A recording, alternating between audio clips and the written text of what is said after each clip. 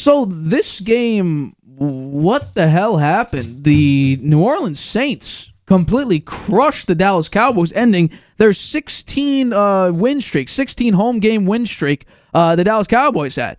The Saints just walked on all over them. Dak Prescott, a couple interceptions, one of which I don't think was his fault. However, it's not looking great for the Cowboys because they didn't play that well against the Cleveland Browns, still came up with a win. But Cowboys owner Jerry Jones described this massive loss as, quote, extraordinarily disappointing. Extraordinarily disappointed for our fans. We will correct this. We will improve from how we played out there today. So I want to know, are you more impressed with how the Saints played or more disappointed in how the Cowboys performed on Sunday? I think it's both.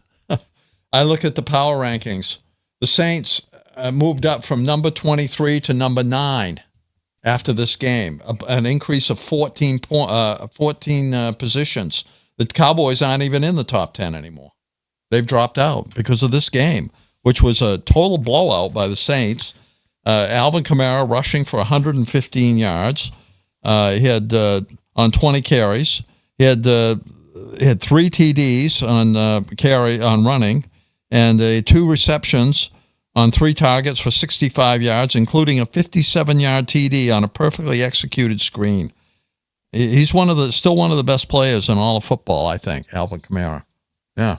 Look at that pass. That was from Carr to Shaheed. And he really, that was a perfect pass. Look at Kamara here. Untouched. Yeah. The Cowboys just weren't ready to play this one. I don't know what the story was.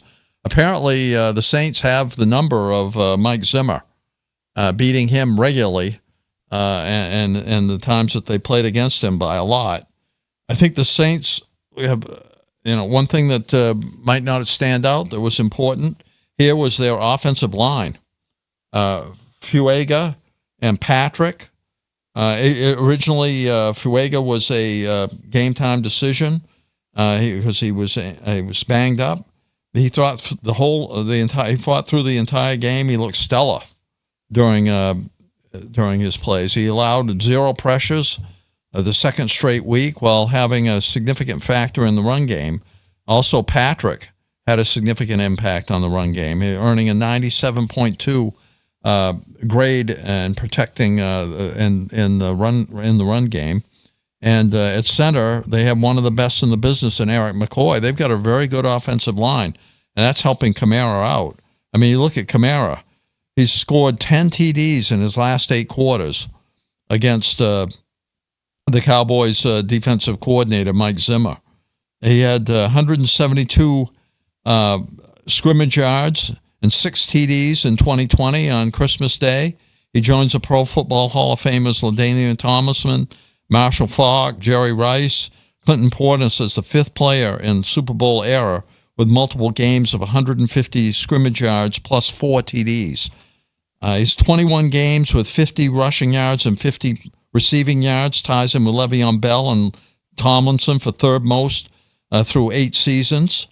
And his 4 games with multiple rushing touchdowns and receiving touchdowns tie him with Sean Alexander, Marshall Faulk, Chuck Foreman, who that goes way back, and Brian Westbrook for the most in a player in player's first 8 seasons. So I think Kamara, somebody who should have been the player of the week if they have that award, I would give it to him.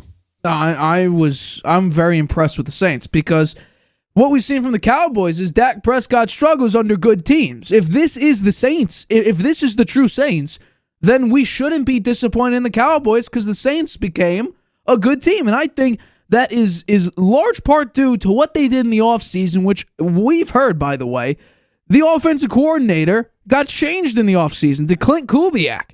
What a massive change that was. The first one would be the obvious one.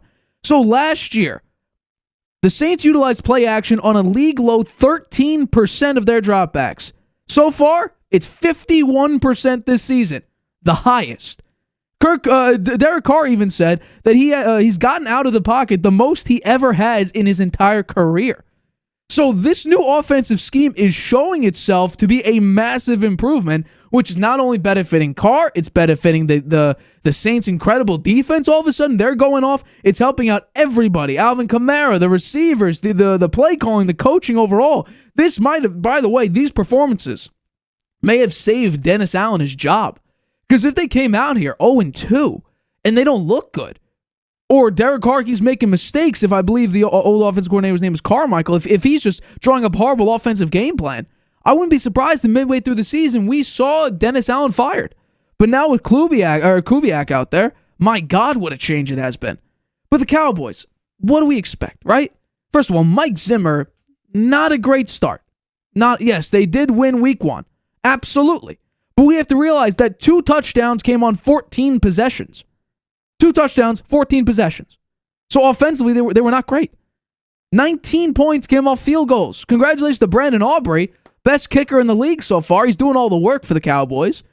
But the defense looked bad in this game against a Saints team that we might have underrated, except New Orleans fans who saw their team all of a sudden, offense coordinator change, new piece being added, another growth in the system. Derek Carr is improving. Offensive line added Fuaga, who, by the way, has done a great job this season so far. Very, very underrated player. Rookie, he's done a great job. Penning also did a great job in this game. Run blocking, pass blocking, stopping. Micah Parsons in this game was essentially a big nothing burger. So I think right now, Derek Carr is in a great place because there was a report by The Athletic saying that Derek Carr has gotten advice from Drew Brees, Peyton Manning. Drew Brees and Peyton Manning on how to be a better quarterback. And this is a direct quote from The Athletic. Carr got advice on how to get off to a faster start in a new offense engineered by Clint Kubiak. He emulated the mental rep strategy Brees was known for, running through the entire practice script every day before the rest of the team showed up. So Derek Carr is here to play. And this is kind of what I was hoping to see from Derek Carr, because I was a Derek Carr defender when he first came to the Saints. When he was supposed to lead this division, when he was supposed to be a massive improvement for the New Orleans Saints. And it didn't turn out to be that way. He went 9-8, had games where it was just bad play calling, bad play overall, unnecessary interceptions, head-scratching interceptions, and you're like, this isn't an improvement for what we've had. We've had better. But now it looks like this is the Derek Carr that maybe Saints fans were waiting for. Maybe Derek Carr fans were waiting for. So all around, I mean, Derek Carr has been on an absolute tear. And a massive help is that they have, I think, the second or third easiest schedule in the NFL this season. So we could see a Saints team that just absolutely explodes when no one's expecting it to. I mean, they have an easy schedule, and they probably beat the toughest team that they had on their schedule and killed them. Speaking of, I just want to say, Mike Zimmer, the Cowboys, by the way, this game was the 4th most points they've given up at home since 2000. 2013 against Peyton Manning, they let up 51. 2020 against Baker Mayfield and the Browns, they gave up 49. Tom Brady in 07, 48. And then Sunday, 44 to Derek Carr. Well, I think the Saints may have a prolific offense. They've scored on 15 consecutive drives to begin the season. That's pretty amazing. I think that's the first, or that's like the most in history. Yeah. They have the biggest point differential of any team in the league by far, 62 positive. The Chargers are second with 35. They scored 47 points in week 1, 44 in week 2. It's amazing, right? I mean, their offense is unstoppable. Yeah. Yeah. They combined for 91 points this season, the most of any team in its first 2 games in the last 15 years. It ties the 1971 Dallas Cowboys at 91 points for 4th most points in a team's opening 2 games in NFL history. Only the 1968 Oakland Raiders, 95 points. The 2009 New Orleans Saints, interestingly, 93 points. And the 1920 Rock Island Independents, 93 points, have scored more, Nate. Going way back. That's important to know. I think I want to bring up these touchdowns again that I briefly showed. Like, these are untouched. These are not like you have to fight for it. I mean, Kamara's just going behind his offensive line. This one, Derek Carr stepping up in the pocket, sailing it over to Shaheed for a massive touchdown. Was that 70 yards? And then this one, this is the screen pass you were talking about. I mean, there is no one within 10 yards of him. Yeah. Completely untouched. I know. He just jogged into the end zone. This is supposed to be a defense that's tremendous. I mean, I think Dan Quinn could have done a better job in these first 2 games. Yeah. I think the first game, Zimmer did well. And I thought the Cowboys defense looked great. Well, right? It was they're playing against the Browns. Deshaun Watson, who, by the way, I think it might just be the Jaguars. Deshaun Watson, I don't think is actually that good. I mean, Deshaun looked like old Deshaun Watson. But, this is bad. This is very bad for the Cowboys. They looked pretty... think about this. This is embarrassing. Through the first 2 games, the Dallas Cowboys have scored once on 4 trips to the red zone. The Giants and the Titans are better in the red zone than the Dallas Cowboys. The Giants and the Titans. And Will Levis is literally throwing balls away in his own red zone. In the red zone. We're going to talk about that in the next topic after the break. He's throwing it backwards and giving up turnovers, and they're better. The Giants... who Daniel Jones looks like I can't even call him the worst quarterback because Bryce Young's the worst quarterback. But as a bottom 3 quarterback who played actually very well in week 2, they're better in the red zone. And they got basically nobody. The Cowboys have CeeDee Lamb, Brandon Cooks, a good offensive line. Running backs are a very big issue, but probably Mike McCarthy, you'd say, is a better coach right now. This is bad. This is very, very bad for the Cowboys. So they go up against the 0-2 Ravens, who just got embarrassed by the Raiders.